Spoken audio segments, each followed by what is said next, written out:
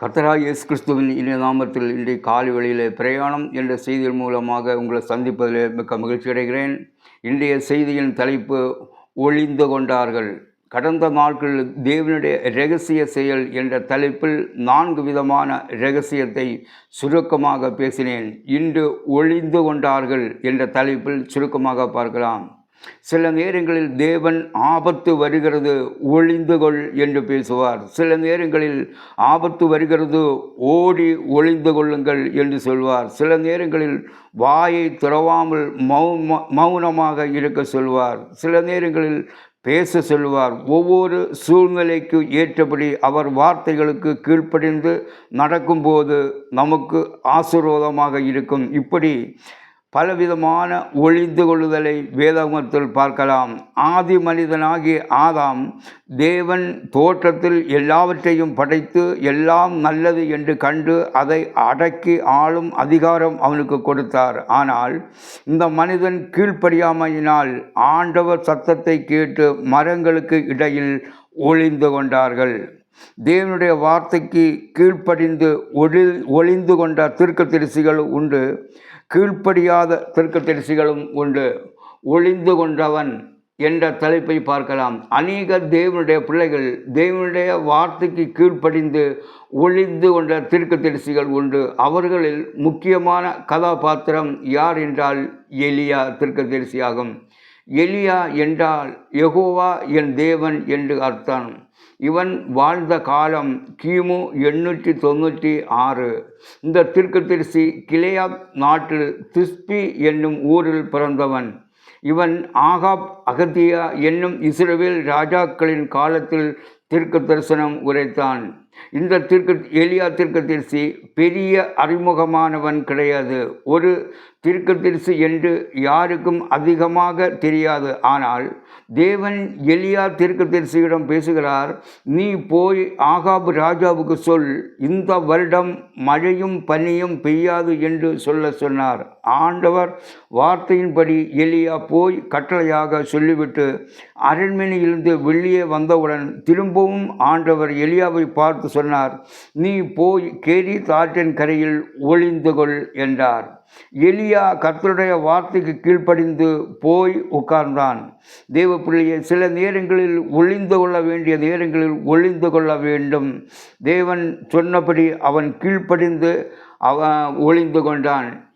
ஒரு தடவை எலியாவின் உயிருக்கு ஆபத்து வருகிறது என்று பயந்து ஓடினான்.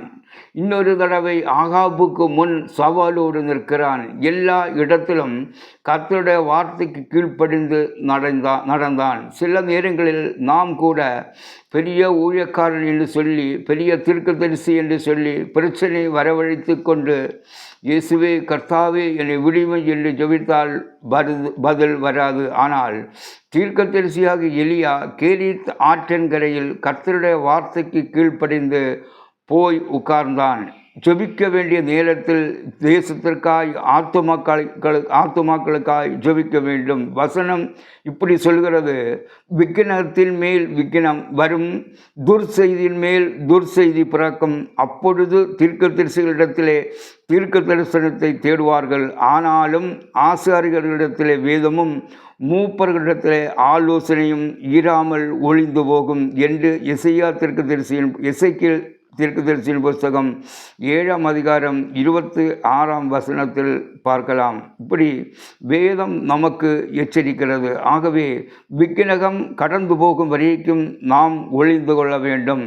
ஒரு தடவை தேவன் எலியாவை கூப்பிட்டு நீ போய் கேரித் ஆற்றங்கரையில் ஒளிந்து கொண்டு இருக்கும்படி சொன்னார். ஆண்டவர் சொன்ன உடன் ஆகாப்புக்கு செய்தியை சொல்லிவிட்டு போய் ஒளிந்து கொண்டான். அங்கே வேறு யாரும் கிடையாது, ஒரு விசுவாசி கிடையாது, பேச்சு துணை கிடையாது, சாப்பாட்டுக்கு காணிக்கை கொடுக்கிறவன் யாரும் கிடையாது, தேவனும் எலியாவும் தான். அவன் ஆற்றங்கரையில் உட்கார்ந்திருந்த நாட்களில் அவனை போஷிப்பிக்கும்படி தேவன் காகங்களுக்கு கட்டளையிட்டார். ஆண்டவர் வார்த்தைக்கு கீழ்ப்படிந்து காலையிலும் மாலையிலும் அப்பமும் இறைச்சியும் கொண்டு கொடுத்தது காகம்.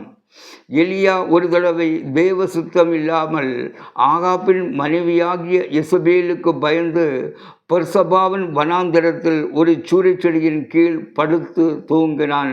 ஆக வேண்டும் என்று கோரி, போதும் கர்த்தாவே, என் ஆத்துமாவை எடுத்து கொள்ளும், நான் என் பிதாக்களை பார்க்கலும் நல்லவன் அல்ல என்று சொல்லி படுத்து நித்திரை பண்ணினான். அப்பொழுது தேவதூதனே சாப்பாடு கொடுத்தார். என்ன சாப்பாடு தெரியுமா?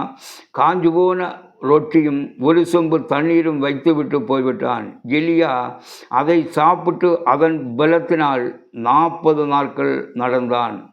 தேவ சித்தப்படி உட்கார்ந்திருந்த போது அப்பமும் இறைச்சியும், தேவ சித்தம் இல்லாமல் உட்கார்ந்திருந்த போது சுக்கா ரொட்டியும் தண்ணீரும் கிடைத்தது. இப்படி எலியா காகத்தினால் போஷிப்பித்து நிம்மதியாக இருக்கும்போது திடீரென்று காகமும் வரவில்லை, ஆற்றின் தண்ணீரும் இல்லாமல் வற்றி போகிறது. ஏன் எலியா இந்த சூழ்நிலைக்கு தள்ளப்பட்டான்? சாரிபாத்தில் ஒரு ஏழை விதவை தாய் அழுது கொண்டிருக்கிறாள். எண்ணெயும் மாவும் தீர்ந்து போகிற நிலையில் தேவனை நோக்கி அழுகிறாள். அவளுடைய அழுகையின் சத்தத்தை கேட்டு தேவன் எலியாவுக்கு கொண்டு கொடுத்திருந்ததான ஆசீர்வாதத்தை அங்கே அடைத்து போடுகிறார். எலியாவை பார்த்து தேவன் சொல்கிறார், சாரிபாத்தில் ஒரு விதவை தாய் சாக போகிற நிலைமையில் இருக்கிறாள், நீ அவளுக்கு ஆசீர்வாதமாக இருக்க சொன்னார். இதுதான் கர்த்தருடைய வழிகள். ஒரு வழி அடைத்தால் வேறு வழி திறப்பார்.